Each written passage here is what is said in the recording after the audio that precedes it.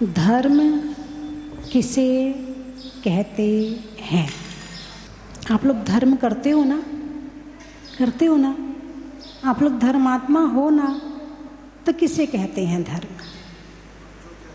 किसी ने आपसे प्रश्न कर दिया, धर्म को समझने के लिए कितने लक्षण हैं? धर्म को जानने के लिए कितने लक्षण हैं? नहीं पता? अल्लाह 10 लक्षण तो बोलते हैं ना, 10 लक्षण धर्म बोलते हो कि नहीं बोलते हो? यही तो है। ए भगवान, तुम्हें तो जानते हुए भी नहीं पता है। तुमसे कोई प्रश्न पूछ ले तुम उत्तर ही नहीं दे पाओगे। मैंने प्रश्न किया, धर्म को जानने के लिए कितने लक्षण हैं? तो 10 लक्षण धर्म। जहाँ पर क्षमा हो धर्म है, मार्दव हो कोमलता धर्म है, आर्जव सरलता धर्म है, निर्लोभता शौच धर्म है, संयम तप त्याग अकिंचन और ब्रह्मचर्य। जहाँ ये 10 चीज़ें होती हैं वहाँ धर्म होता है। जहाँ ये 10 चीज़ें होती हैं वहाँ धर्म होता है। और इस 10 चीज़ों में संपूर्ण समाहित है। इससे ज़्यादा लक्षण धर्म के हो ही नहीं सकते हैं। इन 10 लक्षणों के माध्यम से धर्म को संपूर्ण रूप से समझा जा सकता है और धर्म को संपूर्ण रूप से जिया जा सकता है। धर्म को समझना, धर्म को जानना और धर्म को जीना। क्या? धर्म को जीना, भोजन को जानना, भोजन को समझना और भोजन को खाना। दवाई को जानना, दवाई को समझना, दवाई पर श्रद्धा करना और दवाई को खाना। समझ में आया कुछ? क्या? धर्म को समझना, धर्म को जानना और धर्म को जीवन में जीना। भोजन की चर्चा और भोजन करने में जो अंतर है वही धर्म की चर्चा और धर्म करने में अंतर है। बात समझ में आई कि नहीं आई? अच्छा, धर्म से होता क्या है? दुख या सुख? अरे बोलिए ना, धर्म क्या देता है? सुख या दुख? सुख देता है। क्षमा क्या देती है? सुख या दुख? सुख देती है। गुस्सा आ जाए तो क्षमा गई, दुख शुरू। कोमलता, अभी विचार कैसे हैं? कोमल है। बच्चों के भाव कैसे होते हैं? कोमल होते हैं। 1 मिनट में गुस्सा आई और 1 मिनट में उससे मिलने पहुंच जाएगा, तो उसके साथ खेलने लगेगा, पता ही नहीं है। सरलता होती है बच्चों के अंदर, जैसा है वैसा है। ऐसी सरलता, ये तो बालपन की सरलता है, लेकिन बड़े होकर ज्ञानपूर्वक ऐसी सरलता को अर्जित करना, उसको प्राप्त करना, उसको जीवन में लाना, ये आर्जव है। बच्चों की सरलता को आर्जव धर्म नहीं कहा है। समझदारी आने के बाद में सरलता आ जाए तो आर्जव धर्म कहा है। होती तो बच्चों जैसी सरलता है, लेकिन समझदारी के साथ होती है। शौच, पवित्रता। शौच का क्या मतलब है? पवित्रता। गंदगी कहाँ से आती है? अंदर से या बाहर से? क्रोध बाहर में आता है या अंदर में आता है? अंदर के लिए आता है या बाहर के लिए आता है? तो गंदगी कहाँ से आती है? बाहर से। कर्म कहाँ से आते हैं? बाहर से। जैसे ही मन बाहर जुड़ता है कर्म आने शुरू हो जाते हैं। अब ये मन तुम्हारा किस चीज़ से जुड़ा है ये बात अलग है। कपड़ों से जुड़ा है, शरीर से जुड़ा है, बालों से जुड़ा है, बुराई निंदा से जुड़ा है, क्रोध मान माया लोभ से जुड़ा है, हिंसा झूठ चोरी कुशील परिग्रह से जुड़ा है, पाप आएगा। मन बाहर जुड़ा है, भगवान से जुड़ा है, शास्त्र से जुड़ा है, गुरुओं से जुड़ा है, जुड़ा तो है ना, पुण्य कर्म आएगा।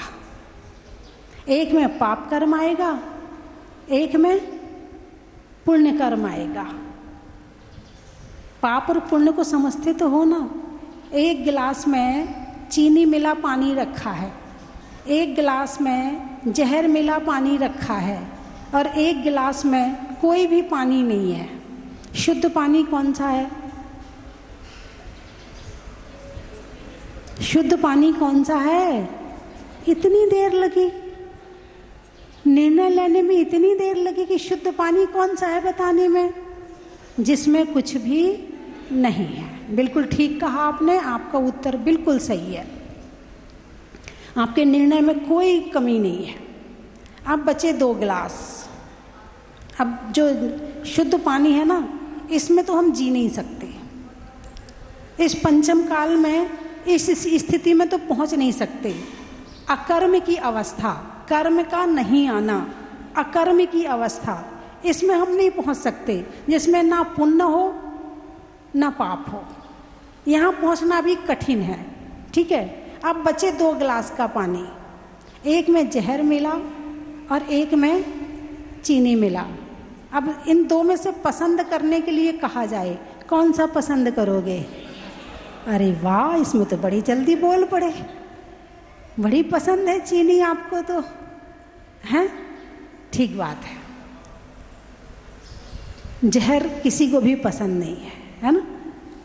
अब पसंद तो सही है, पसंद में कमी नहीं है। अब जीवन में उतारने में कौन सा काम ज़्यादा करते हो, जहर मिला पानी या चीनी मिला पानी वाला? हाँ, पीना किसको पड़ेगा? पीना चाहे जहर वाला काम करो चाहे चीनी वाला काम करो, दोनों का फल तुम्हें ही भोगना पड़ेगा। पाप करोगे वो भी भोगना पड़ेगा, पुण्य करोगे वो भी भोगना पड़ेगा। अभी एक व्यक्ति आए, चर्चा चल रही थी, बोले माता जी महामंडल चला गया था, मिल गया। उन चोरों को पाप तो लगा, लेकिन यहीं भुगत लिया, यहीं जेल चले गए, यहीं पिटाई खा ली। यदि वो इस सोने का उपयोग कर लेते तो उनका कितने जन्म डंडे खाने पड़ते पता नहीं है। यहाँ तो डंडा पुलिस मार रही है, आपको मालूम है? जहाँ वो गाय भैंस घूमती हैं कितने डंडे खाती वो गाय भैंस, गली के कुत्ते कितने डंडे खाते हैं, ना जाने वो फिर कितने डंडे खाता। यदि वो सोने को यूज कर लेता तो पकड़ गया, कम से कम उसको यहीं पर भुगतना पड़ रहा है, भुगतेगा आगे थोड़ा बहुत, लेकिन यूज करने के बाद तो फिर बड़ा मुश्किल हो जाता। पाप है। चोरी क्या है? अरे बोलिए ना, पाप है। हिंसा क्या है? पाप है। झूठ क्या है? पाप है। अब्रह्म क्या है? कुशील, पाप है। और परिग्रह क्या है? परिग्रह पाप है।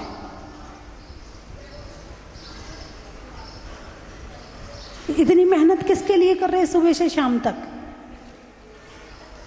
इतनी पढ़ाई किसके लिए कर रहे हो? सीए बनना और ये बनना और वो बनना किसके लिए कर रहे हो? पाप इकट्ठा करने के लिए? अरे बोलिए ना, हैं?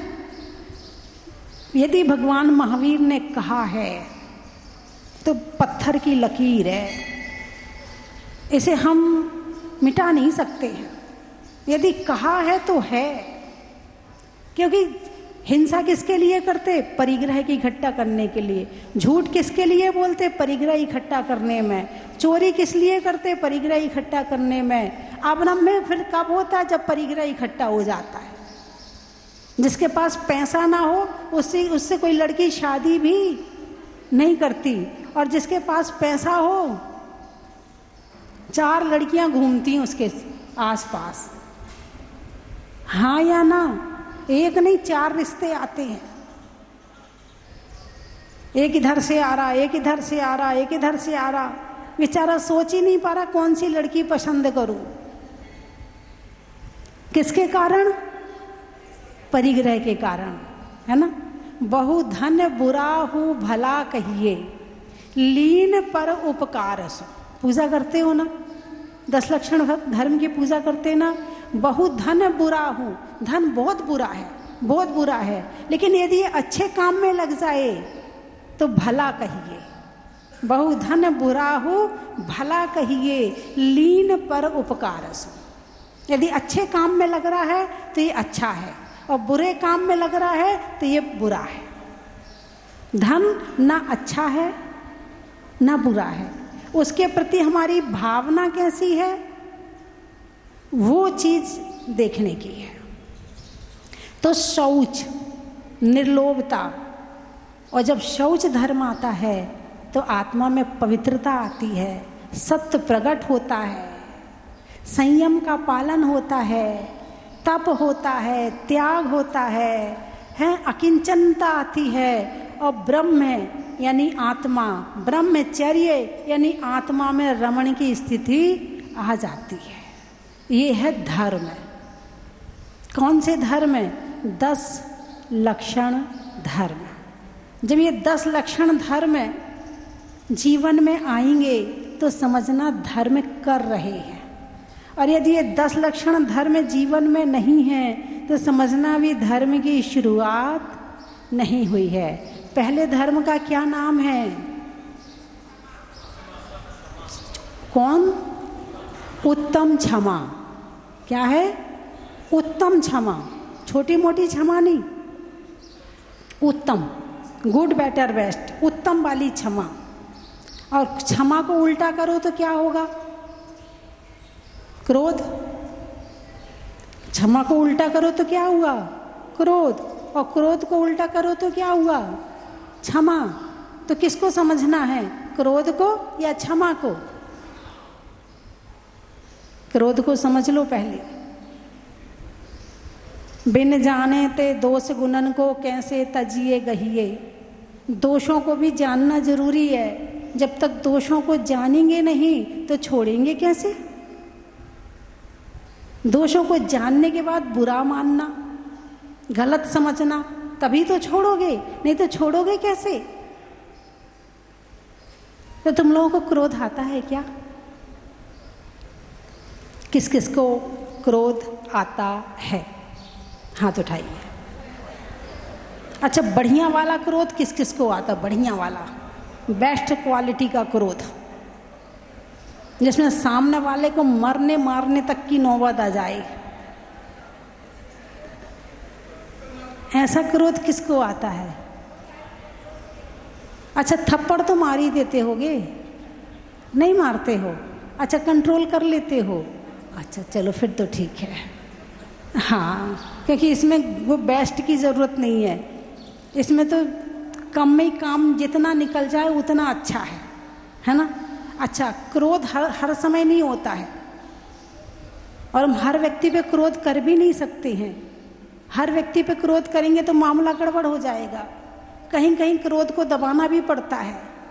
जब वो क्रोध दब जाता है तो ईर्ष्या बन जाता है, बैर बन जाता है, चुगली बन जाता है, निंदा बन जाता है। तुम निंदा किसकी करते हो? जिसको पसंद नहीं करते। क्रोध किस पर आता है? जिसको पसंद नहीं करते। तुमने उसकी निंदा करी तो निंदा भी क्रोध का एक रूप हो गया, मान का एक रूप हो गया, हाँ या ना? हैं? ईर्ष्या, ईर्ष्या किससे होती है? जिसको पसंद नहीं करते। पसंद क्यों नहीं करते? किसको पसंद नहीं करते? तुमसे जो नीचा होता है उसको, या तुमसे जो ऊंचा होता है उसको? ऊंचा होता है। क्या बात है, क्या बात है।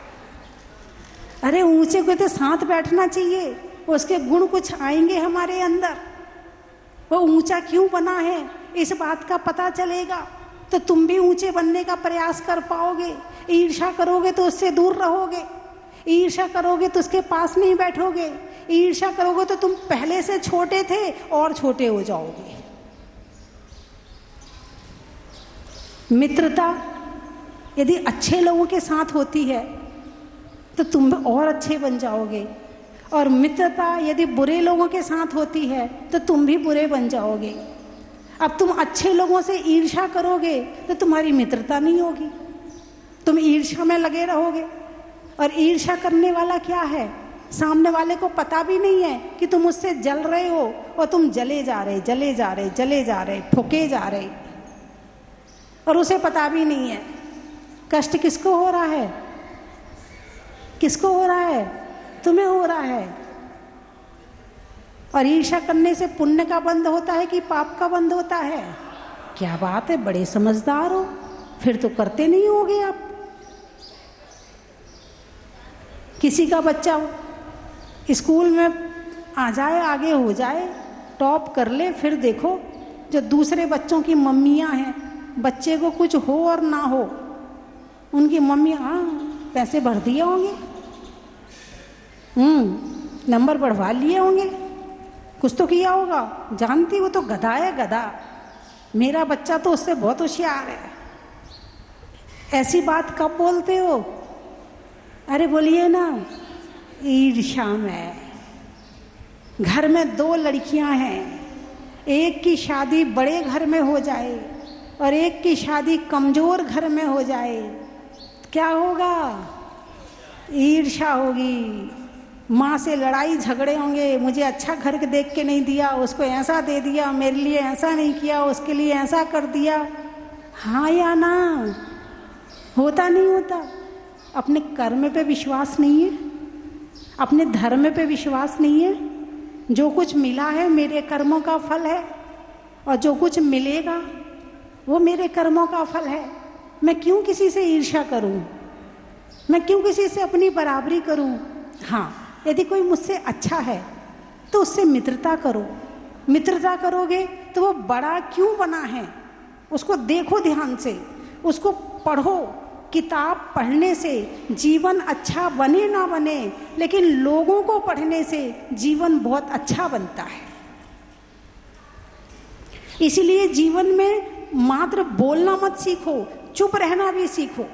और जब चुप रहोगे तो सामने वाले को पढ़ना भी सीखोगे, और जब सामने वाले को पढ़ना सीखोगे तो वो तो किताब पढ़ के अच्छा बना है, तुम उसको देख के अच्छे बन जाओ। उसने तो पता नहीं कितनी किताबें पढ़ी होंगी, तब कहीं जाके वो अच्छा बना है। तुम्हें किताब नहीं पढ़नी, तुम उसको पढ़ लो, तुम्हारा जीवन अच्छा बन जाएगा। लेकिन नहीं, जैसे कोई अच्छा व्यक्ति मिलता है, गुणवान व्यक्ति मिलता है, ईर्ष्या शुरू हो जाती है। क्या शुरू हो जाती है? ईर्ष्या, और उसकी निंदा बुराई में लग जाते हैं। और अब जहाँ से पुण्य लेना चाहिए था वहाँ से पाप ले लेते हैं। जहाँ हमारे आगे बढ़ने के लिए हमें सीढ़ी मिली थी, हम उस सीढ़ी से नीचे उतर जाते हैं। मिली थी चढ़ने के लिए और हम उतर गए नीचे, तो हुआ क्या? बुरा किसका होगा? अपना ही होगा, किसी और का क्यों होगा? किसी के अंदर गुण है तो गुण ग्रहण का भाव रहो, उससे उसकी निंदा मत करो, उसकी प्रशंसा करो। लेकिन नहीं, जैसे ही वो दिखेगा उसकी कमियां दिखनी शुरू हो जाएंगी, वो ऐसा है, वो ऐसा। गुण देखना सीखो। एक बार की बात है कि पांडव और श्री कृष्ण कहीं जा रहे थे, तो रास्ते में एक कुत्ता मरा हुआ पड़ा था।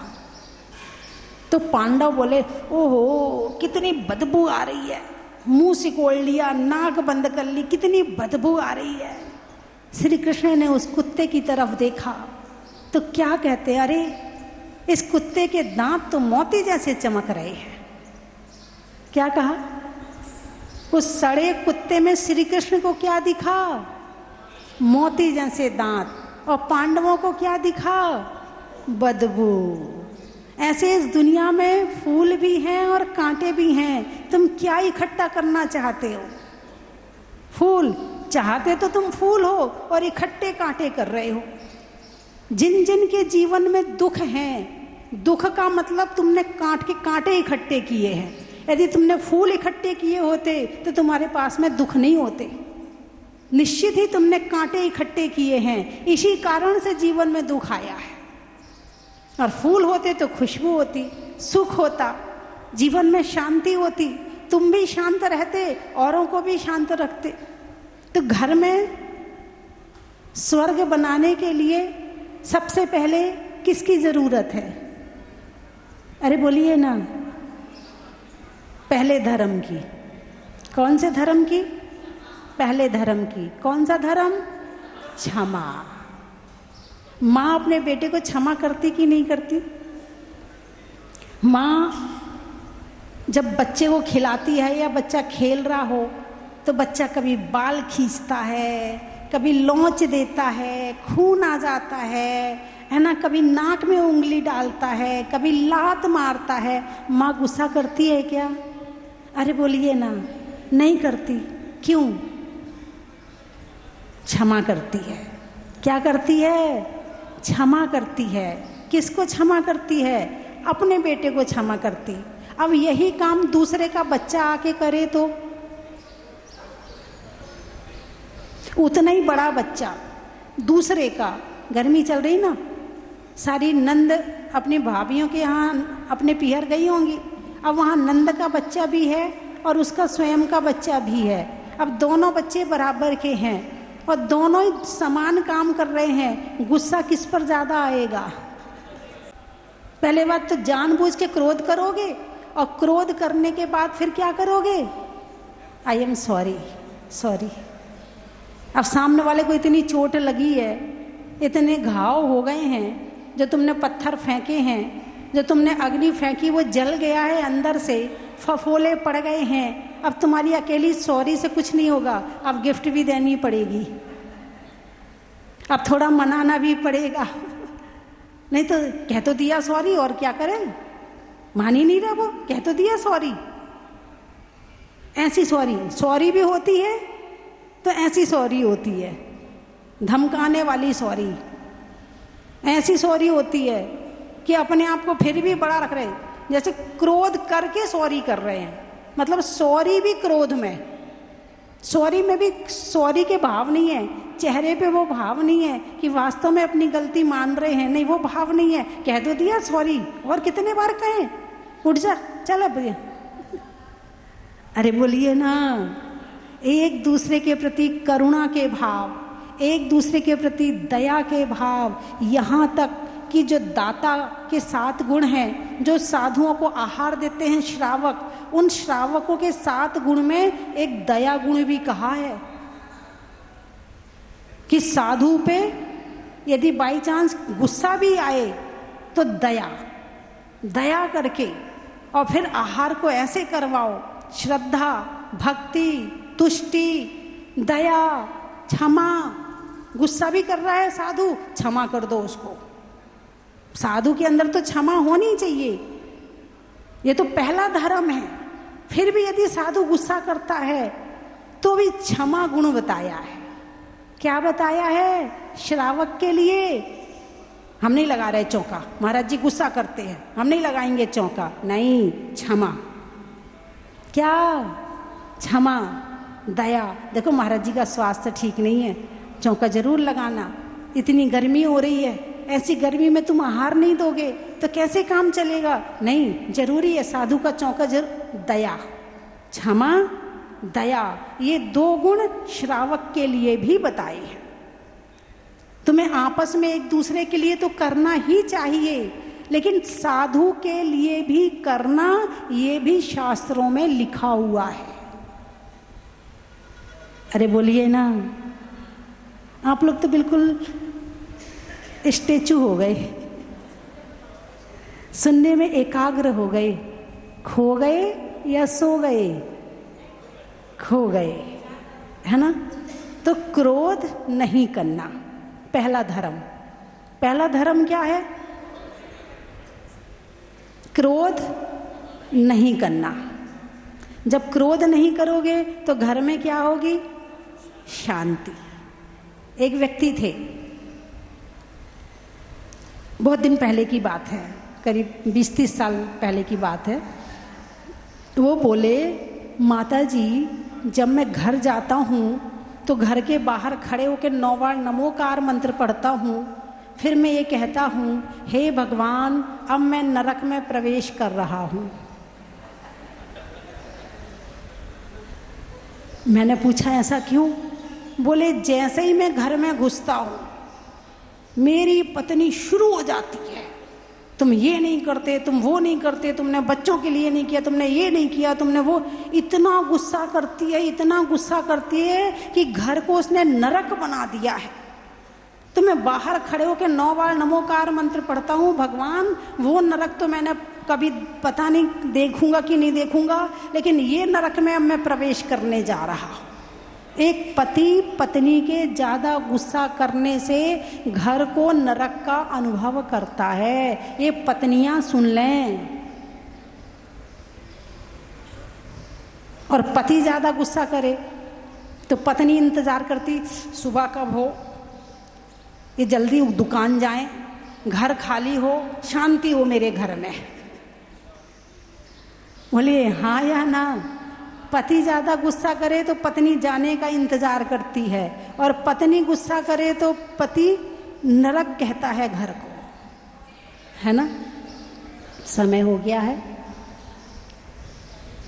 तो मेरी बात आपकी समझ में आ गई। तो आज से अपने पति को क्षमा करोगी कि नहीं करोगी? कौन कौन करेगा अपने पति को क्षमा? हाथ उठाकर बताओ। गलती हो जाए तो क्षमा कर देंगे, अच्छे से हाथ उठाओ। बहुत बढ़िया। जो टीवी में देख रहे वो भी हाथ उठा लें। बहुत बढ़िया। अब अपनी पत्नी को क्षमा कौन कौन करेगा? अच्छे से हाथ उठाकर बताओ। उत्तम क्षमा। क्षमा वाणी बाद में मनाना, घर में रोज क्षमा वाणी होनी चाहिए। घर में प्रतिदिन क्षमा वाणी होनी चाहिए। तो पहला धर्म का लक्षण क्या है? क्षमा। पहला लक्षण क्या है? हाँ, उत्तम नहीं कर पाओ तो क्षमा तो कर ही देना, ठीक है? अच्छा, इसमें क्या क्या नहीं होना चाहिए? जहाँ क्रोध, ईर्ष्या, द्वेष, चुगली, निंदा। निंदा कर रहे हो इसका मतलब क्रोध कर रहे हो, ईर्ष्या कर रहे हो इसका मतलब क्रोध कर रहे हो, चुगली कर रहे हो इसका मतलब क्रोध कर रहे हो। कि मैं साक्षात तेरे से तो नहीं लड़ रहा हूं, लेकिन मैंने इसको सिखा दिया, अब ये तेरे से लड़ेगा, तो ये एंगल बन गया। मैं तेरे से ऐसे नहीं लड़ रहा हूं, मैं ऐसे लड़ा रहा हूं, है ना? तो इसीलिए ना लड़ना ना लड़ाना, ठीक है? चलिए मैं 3 चीजें बोलूंगी, आपको कहना बड़ा ही महत्व है। करने में शोध का, होने में बोध का, और छोड़ने में क्रोध का। रात्रि में क्षमा का, पैसों में जमा का, और करने में क्षमा का।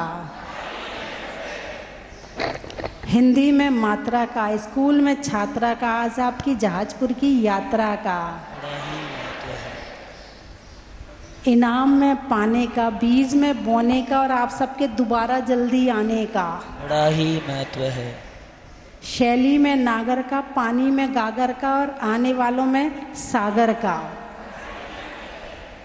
हमारे बीच में सुरेश जी, सुरेश ही नाम था ना पापा का?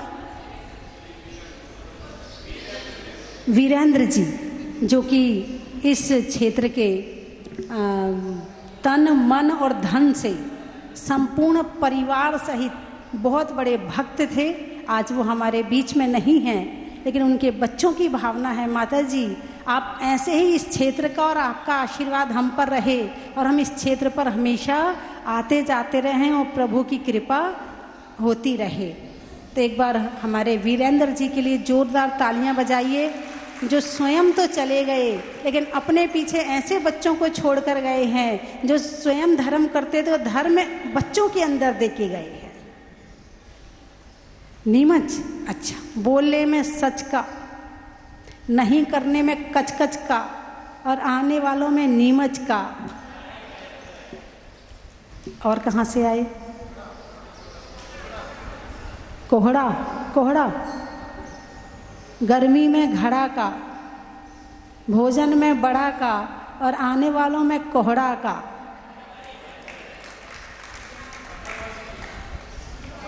अमरवासी, रात्रि में शशि का, कप में बसी का और आने वालों में अमरवासी का। भीलवाड़ा, महिलाओं में कड़ा का, तोलने में धड़ा का और आने वालों में भीलवाड़ा का। झाड़ौल, अच्छा, धरती में गोल का, दूध के डोल का, बोलने में मीठे बोल का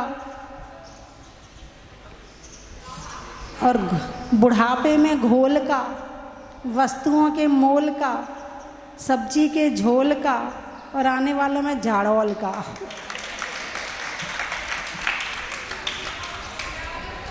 पिड़ावा, हाँ बहुत सारे पिड़ावा वाले तो बहुत ही अच्छे हैं। महिलाओं में, मिठाइयों में मावा का, शादी के सावा का और डोला क्षेत्र के पास पिड़ावा का।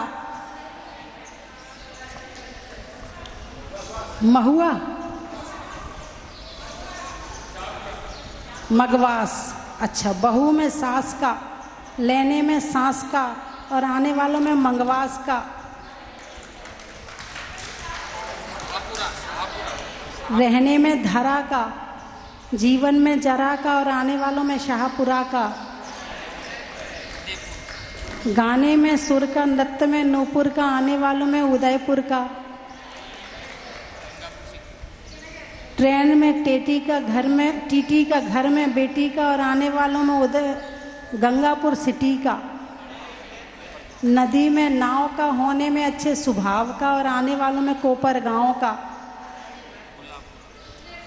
रहने के लिए धरा का, धरती को सजाने में वसुंधरा का और आने वालों में गुलाबपुरा का।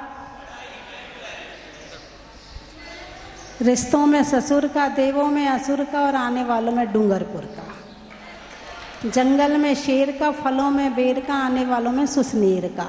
बड़ा ही बोलिए 24 भगवान की। हम सभी गौरवान्वित हैं कि आज हमारे पुत्र ऋषभ छवि जैन के सुपुत्र अद्विक जैन के स्वर्ण सीढ़ी समारोह में हमें मुनीश्वरनाथ नाथ भगवान का जो सानिध्य मिला है। मुनीश्वरनाथ धाम, स्वस्ति धाम आकर ऐसा लगता है कि मुनीश्वरनाथ भगवान के चरणों में बैठ जाएं और उनको एकटक निहारते रहें। जो सोचा था वो हो जाता है भगवान के चरणों में। मैंने सोचा था आज विधान होना है, भगवान ने वही चमत्कार किया और मुझे आज विधान का सौभाग्य मिल गया। मैं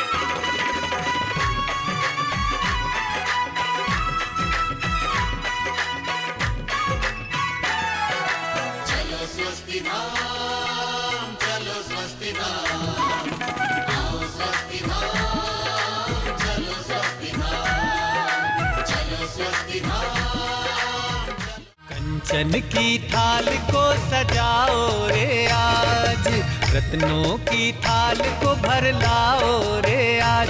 आओ आओ करे रे गुणगान आरती भगवन की। आओ आओ करे गुणगान आरती भगवन की। आओ आओ करे रे गुणगान आरती भगवन की।